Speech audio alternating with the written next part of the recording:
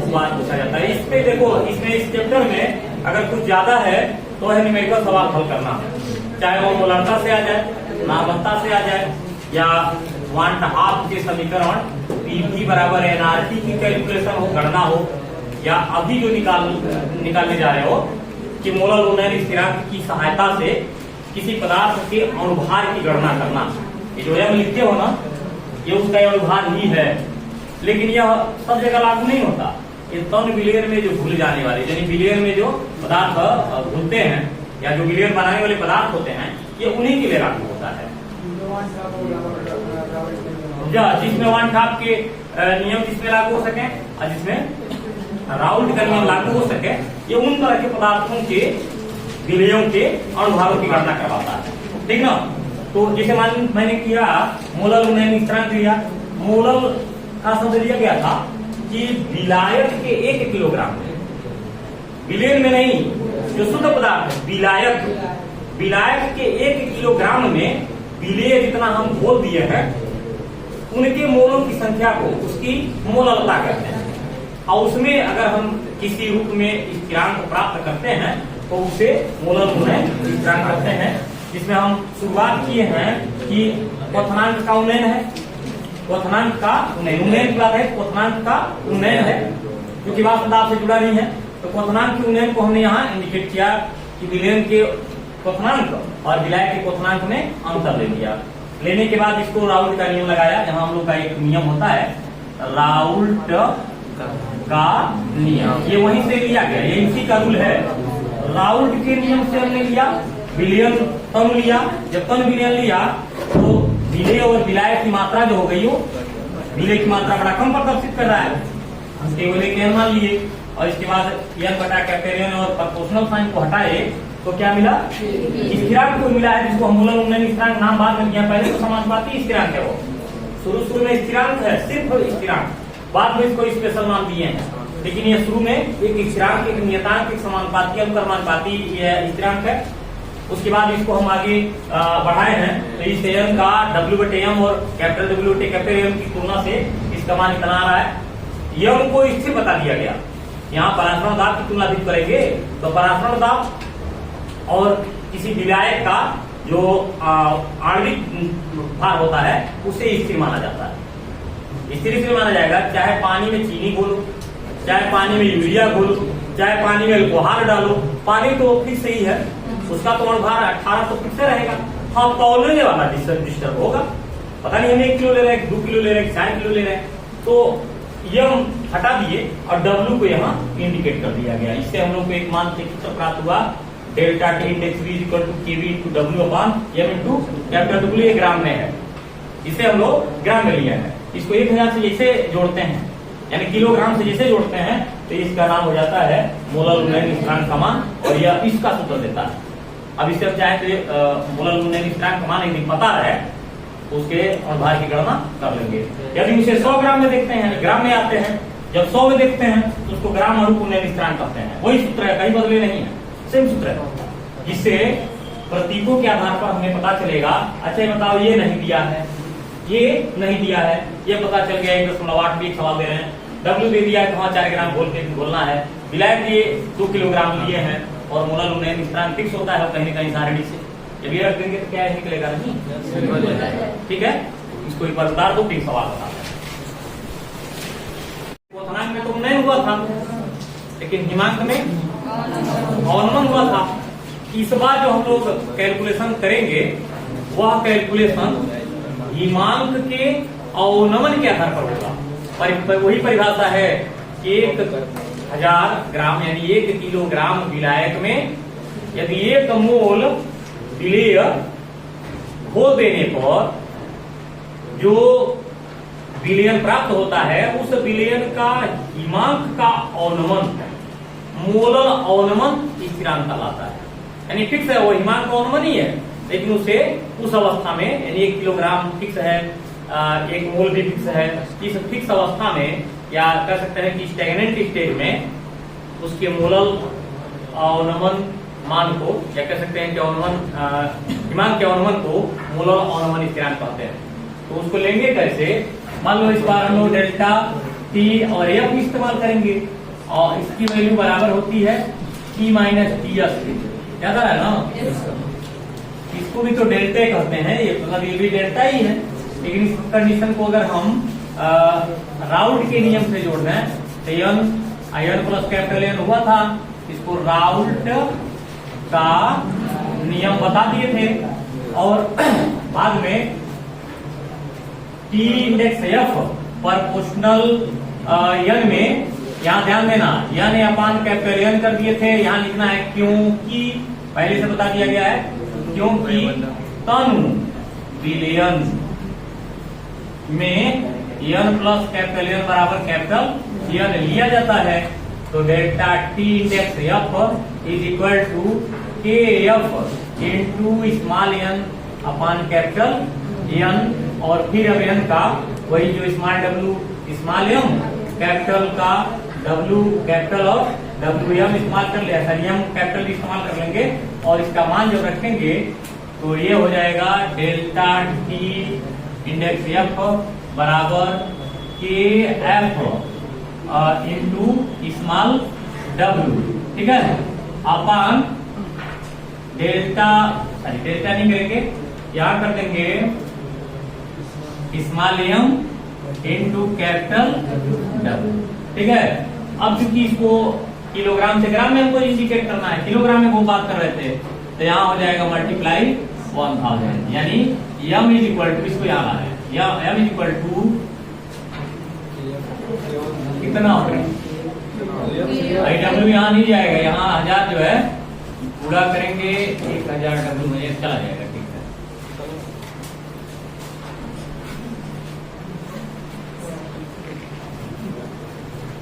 M को यहाँ कर दो, सीधे सीधे एम को यहाँ कर दो, इसको यहाँ कर दो, तो के index F into small W into 1000 अपान एम, यहाँ क्या delta T index F into capital W, या एम बराबर 1000 गुणे के एफ इंटू स्मॉल डब्ल्यू अपान delta T index F into capital W, ये मान हमको प्राप्त हो गया। इसी को अगर ग्राम आणुक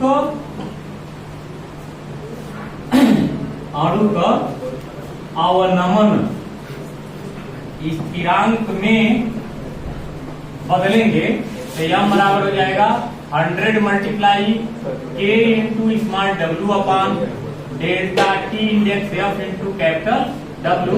हालांकि थोड़ा सा डिफरेंस करने के लिए इसके को मैंने एफ से हटा दिया है, तो इस तरह से इसका मान प्राप्त हो जाएगा, ठीक है। इतना जो अभी हम लोग पढ़े हैं यह सेम नहीं है, यहाँ बी लिखा हुआ था जो अभी पढ़ा है, यहाँ अभी हमने यह लिखा है, तो बी मतलब बॉइलिंग पॉइंट के लिए इस्तेमाल हुआ है, यह मतलब फ्रीजिंग पॉइंट के लिए इस्तेमाल हुआ है। क्लियर हो गया? तो इतना हम लोगों का जो टॉपिक था, यह टॉपिक रियल में कोलैप्स कर गया, एक थोड़ा सा डिफरेंस के बाद सेम हो गया, तो एक चीज दो बार लिखने की कोई आवश्यकता नहीं है, ठीक ना। अब आगे हम लोग को हेडिंग जो आगे बढ़ाना है, गैस की द्रव में विलीयता। गैस की द्रव में विलीयता लिखने की जरूरत नहीं है, यार बहुत केयर नहीं करना है। गैस की द्रव में विलीयता,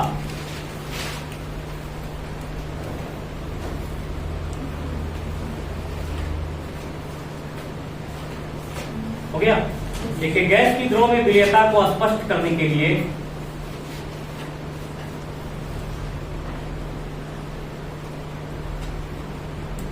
गैस की द्रव में विलीयता स्पष्ट करने के लिए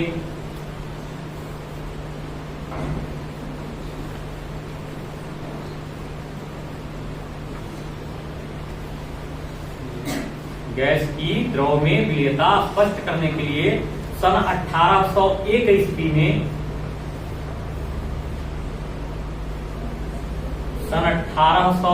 ईस्वी में अंग्रेज वैज्ञानिक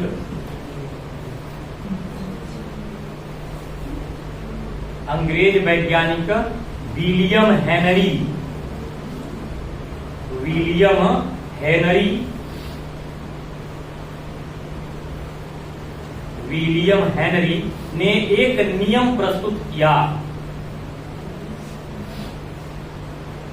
विलियम हेनरी ने एक नियम प्रस्तुत किया, एक नियम प्रस्तुत किया जिसे हेनरी का नियम कहते हैं, जिसे हेनरी का नियम कहते हैं।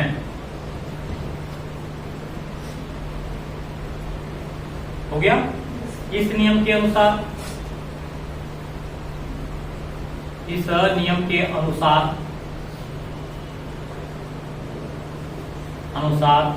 अनुसार के बाद डैश कर दीजिएगा और इन्वर्टेड कामा में लिखना है, स्थिर ताप पर गैस की, स्थिर ताप पर गैस की द्रव में विलेयता, गैस की द्रव में विलेयता, द्रव में विलेयता विलयन पर गैस के आंशिक दाब के, गैस के आंशिक दाब के, आंशिक दाब के अनुक्रमानुपाती होती है।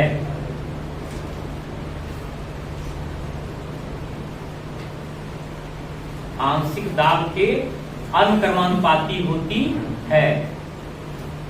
हो गया। पैरा चेंज करके इसको इन्वर्टेड करना क्लोज कर दीजिएगा और पैरा चेंज करके लिखिए, यदि गैस का द्रव में विलेयता यस, यदि गैस का द्रव में विलेयता यस, कैपिटल यस, और गैस का विलयन में आंशिक दाब,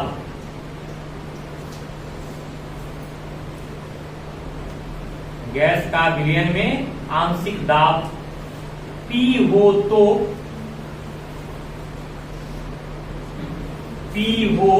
तो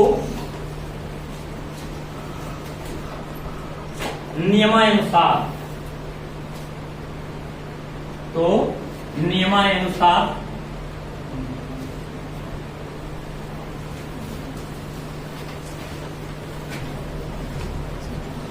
यस प्रोपोर्शनल P, इसमें यस पता चला है कि गैस का द्रव में विलेयता है और P गैस का विलयन में आंशिक दाब, तो यस बराबर क्या हो जाएगा, K index H into P। K index H लगा रहे हैं, K इंडेक्स H का मतलब हो गया जहां K इंडेक्स H हेनरी नियतांक,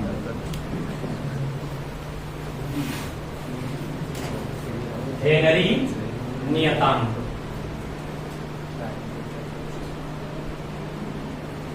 हो गया। पैराग्राफ की टिप्पणी लिखना है,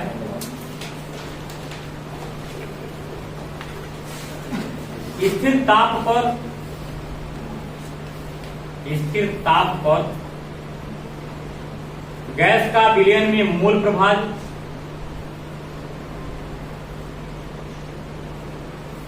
गैस का विलयन में मोल प्रभाज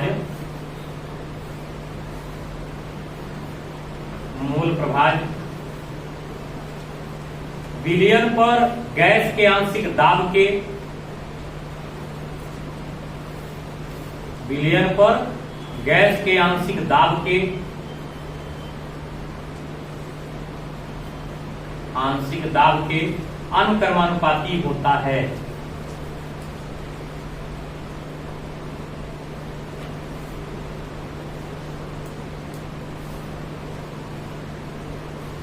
अनुक्रमानुपाती होता है अर्थात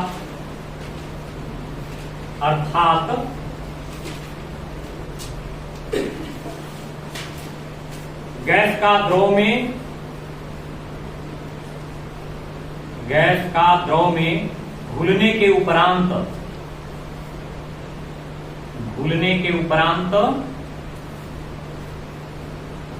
विलयन पर गैस का आंशिक दाब, विलयन पर गैस का आंशिक दाब P और गैस का मोल प्रभाज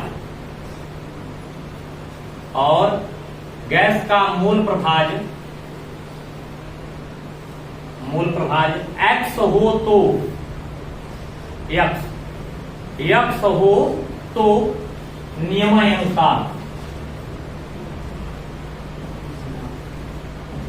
स्मॉल एक्स है, नियमानुसार P प्रोपोर्शनल x या P equal to K index H into x, जहां P आंशिक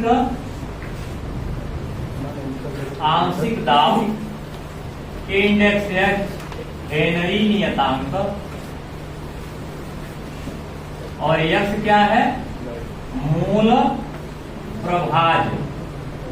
यदि यहां जोड़ सकते हैं, यदि x बराबर Ng यानी mole of gas, Ng mole of gas upon Nw अर्थात मोल ऑफ वाटर, अगर पानी में गैस को घोलना है तो प्लस N इंडेक्स G हो तो के बाद फिर P equal to K index H into N index G upon N index W into N index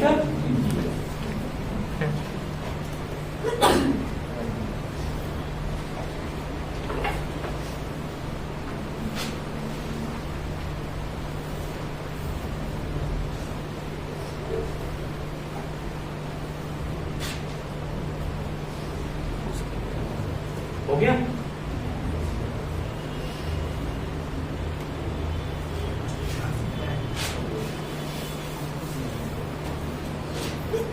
हो गया ना। अब लिखिए सामान्य गैसों का जल में हेनरी स्थिरांक का मान। सामान्य गैसों का जल में हेनरी स्थिरांक का मान।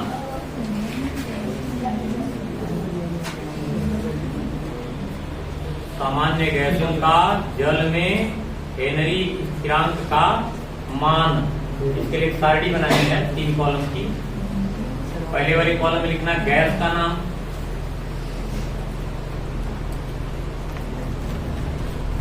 गैस का नाम। बीच वाले कॉलम में लिखना है ताप केल्विन में, ताप केल्विन में। हो गया।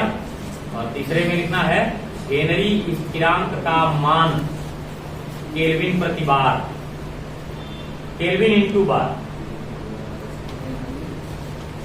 केल्विन इंटू बार। तो उसके सारणी के ऊपर ये हेडिंग है। अब गैस के नाम जो लिखे हैं उसमें नाम लिखते जाइए। पहला है हीलियम, पहला हीलियम, और इसका जो pH की वैल्यू जो देखा जा रहा है वो 293 पर देखा जाएगा, यानी ताप हो जाएगा 293, 293। मतलब समझ रहे हैं 293 में से 73 घटा तो कितना तापमान देखा जा रहा है, 20 डिग्री पर देखा गया, यानी 19 डिग्री को रूम टेम्परेचर बोलते हैं ना, वो उसी पर देखा जा रहा है। इसकी वैल्यू हो जाएगा K इंडेक्स H का 144.97। तीसरे कॉलम में हीलियम का मान है 144.97। दूसरे गैस का नाम लिखिए हाइड्रोजन गैस, H2, हाइड्रोजन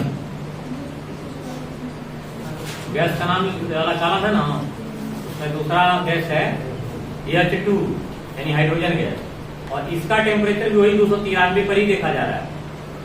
ताप है 293 और इसका जो हेनरी स्थिरांक का मान आएगा 69.16,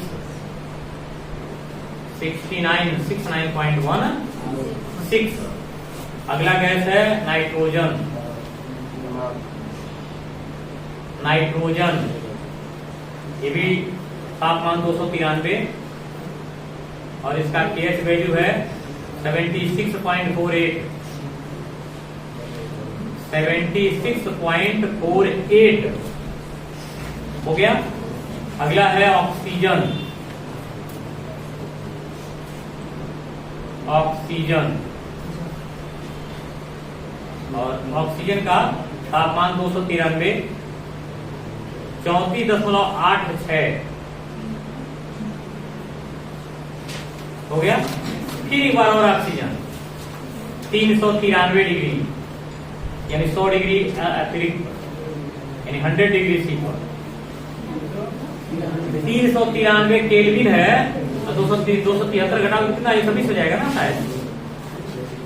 393 बोले हैं तो नॉर्मल टेम्परेचर जो होगा 120 डिग्री सी होगा, तो उस पे लिखना है KH का मान 46.82, 46.82। और नाइट्रोजन एक बार और रिपीट करिए, इसका भी टेम्परेचर डिफरेंस है।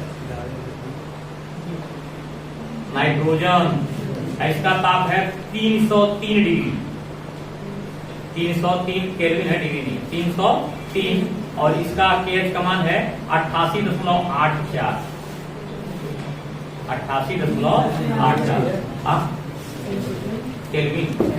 ऊपर के लिखा होगा तापमान केल्विन। अच्छा, इसलिए जान पता चल रहा है कि तापमान के बदलने पर हेनरी स्थिरांकों के मान में बदलाव होता है, परिवर्तन होता है। कंफर्म हो गया ना कि ताप बदलेगा, हेनरी स्थिरांक के मान में भी परिवर्तन आएगा। अब अगला हेडिंग करिए, हेनरी नियम की सीमाएं। हाँ जा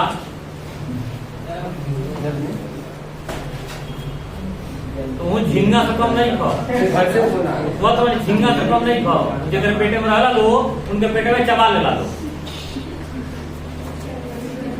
हेनरी नियम की सीमाएं। पहला पॉइंट, गैस का दबाव अत्यधिक उच्च नहीं होना चाहिए।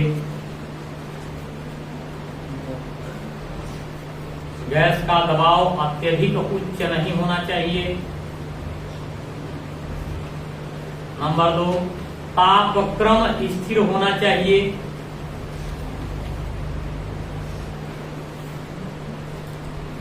तापक्रम स्थिर होना चाहिए।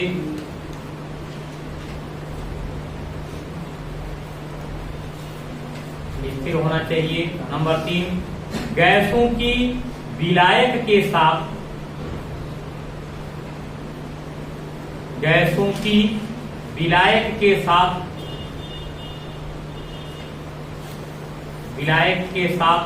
रासायनिक क्रिया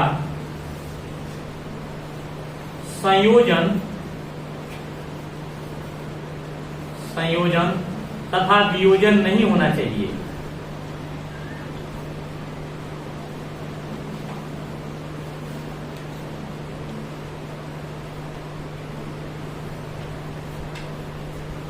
हो गया। और अगला है, हेडिंग करिएगा, हेनरी नियम का उपयोग। हेनरी नियम का उपयोग। हेनरी नियम का उपयोग हो गया। बस 2-3 पॉइंट है। पहला है, कोल्ड ड्रिंक बनाने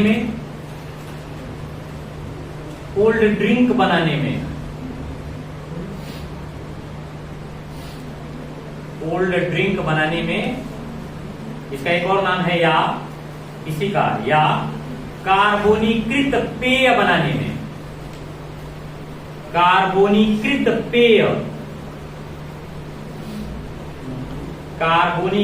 पेय बनाने में मतलब, जब समझ लो कार्बन डाइऑक्साइड इसमें घुला रहता है, तो अगर यह ज्यादा दाब देगा और अगर ये हेनरी के नियम का पालन नहीं करेगा, ये तुम्हारे पेट में भी तो जाएगा, वहां भी तो ज्यादा दाब बनाएगा। और जब पेट में गैस का ज्यादा दाब बनेगा तो उसको क्या कहेंगे? गैस दाब। और जब गैस दाब बढ़ेगा तो पेट में जो अपना क्रिया करना होगा वो करेगा, और पेट से जैसे निकलेगा तो सिर दर्द करेगा, आंख पे जाएगा आंख दर्द करेगा, हार्ट के पास जाएगा तो हार्ट में दर्द होगा, फेफड़े पर जाएगा तो फेफड़े का दर्द होगा। मतलब ये समझ लो कि देहाती नाम में इसको कहते हैं बाई लग गया है। बाई बोलो बड़ी कर जाओ ना, ही कल में कहा होता तो बाई मार दो बका के खता होता। तो बाई मतलब गैस का बीमारी है, मतलब जिधर उसका प्रभाव पड़ा, जिधर गैस का प्रभाव पड़ा उधर उसका कोई न कोई अंग क्षतिग्रस्त होने लगता है। अगर नहीं क्षतिग्रस्त हुआ तो इतना बार तुम लोग ओए ओए का आवाज करोगे, देख लेना जितने गैस के मरीज होते हैं काफी देर तक डकारते रहते हैं। और अगर इस अवस्था में बाई लगे कहीं मुरई खा के डकार, भगवान कसम किस किस को क्या क्या होगा वो तो अवस्था ही बताएगा। और कल्पना करना, तो कल्पना में वो ये नहीं सोच पाएगा कि आदमी ये मुंह से छोड़ा है कि कहां से। तो ये भी याद रखना, कार्बनीकृत पेय पीने के बाद कभी मूली मत खाना, ठीक ना? अब मूली खाना तो अकेले रहना, किसी और के पास मत जाना। नहीं तो हम एक फिल्म देखते, पता नहीं निरहुआ हिंदुस्तानी की क्या, उसमें देखते हैं वो गैस छोड़ता है तो उसकी चाची के काने पड़े ऐसा भी है, कोई दिक्कत नहीं है, भेजेंगे भेजेंगे, घबराओ मत, हमारे नाम पर यही भेजेंगे। तो देखो ऐसा होता है, बात समझ रहा है। अगला पॉइंट करिए, एनाक्सिया में, दूसरा पॉइंट है एनाक्सिया में, हो गया। बात सुनना इसमें, जैसे अगर बहुत ऊंचाई पर तुम जाते हो, जैसे मान लो तुमको आसाम भेजा गया, नाथुला दर्रा पहुंच गए, है बहुत ऊंचा जगह है जहाँ लोग पर्यटन करने जाते हैं आसाम में। और यहाँ के बाद आगे आगे जब बढ़ेंगे तो तिब्बत शुरू हो जाता है। जैसे नेपाल का बॉर्डर महेशपुर सोनौली होता है ना, बॉर्डर पार करते हैं, ये पहाड़ी एरिया नहीं है। लेकिन जब भारत से तिब्बत में जाया जाता है, कि उस जमाने में वो रास्ता खोला गया था जब अटल बिहारी वाजपेयी जी जिंदा थे, तो उन्हीं के जमाने में एक रास्ता खोला गया था, क्योंकि तिब्बत पर चीन का थोड़ा सा अधिकार है। लेकिन वो अभी एक ऐसा क्षेत्र है जहाँ पर ये वीजा उजा की आवश्यकता नहीं पड़ती है, तो वो लोग उसी रास्ते तिब्बत जाया करते थे। वो है नाथुला दर्रा, जो यहाँ से लगभग लोग बताते हैं 16,000 या 17,000 फीट की ऊंचाई पर है। जब वहां पर लोग पहुंचते हैं वहां ऑक्सीजन हो जाता है कम, और जब ऑक्सीजन कम हो जाता है तो उनको बड़का बड़का सांस लेना पड़ता है, नाक का मुंह दोनों चलता है। अब ऐसी परिस्थिति में उनको या तो एनाक्सिया देना पड़ता है, अनेक हेलमेट पहना दिया जाता है, सिलेंडर लगा दिया जाता है, सांस रुका नहीं इतना परेशान। या दूसरी अवस्था है, मान लो आदमी जा रहा है समुद्र में, तो समुद्र में जाएगा तो 3 मिनट में तो आएगा नहीं, 2 मिनट में आएगा नहीं, 1 मिनट में आएगा नहीं, घंटों 2 घंटा उसको उसमें रहना रहता है। तो वहां उसके ऑक्सीजन की पूर्ति कराने के लिए गैस के सिलेंडर देने पड़ते हैं, जिसमें हेनरी के नियम को फॉलो कराया जाता है। कारण ऑक्सीजन के साथ अक्रिय गैस होना चाहिए, हीलियम हो चाहे आर्गन हो, नाइट्रोजन गैस की कुछ होना चाहिए। हीलियम इसीलिए रहता है कि हल्का करने के लिए ना, ऑक्सीजन की क्रिया सांस नहीं लिया जा रहा है, वो कृत्रिम तरीके से जा रहा है ना बॉडी में, तो हल्का रहेगा तभी तो जाएगा, न रहे तो सांस खींचना पड़ेगा। पता सांस खींच रहे तो पानी खींचा गया, और चाहे ब्लैडर फाट गया तब क्या होगा? ये बताओ, जब वो नाक पे लगा हुआ है ना, तो नाक पे लगा हुआ ऐसा लगा हुआ है कि वाटर प्रूविंग है, ऐसा लगेगा कि पानी नहीं उसमें जा रहा है। ये बताओ, जब पानी वहां देख रहे हो बुलबुला बाहर भी निकलता रहता है, तो ऐसा वो सिस्टम बनाया गया कि तुमको हल्के ऑक्सीजन की जरूरत है, न कि इस वातावरण के ऑक्सीजन, जो भारी ऑक्सीजन हो जाता है, तो उसे इजिली लेना होता है।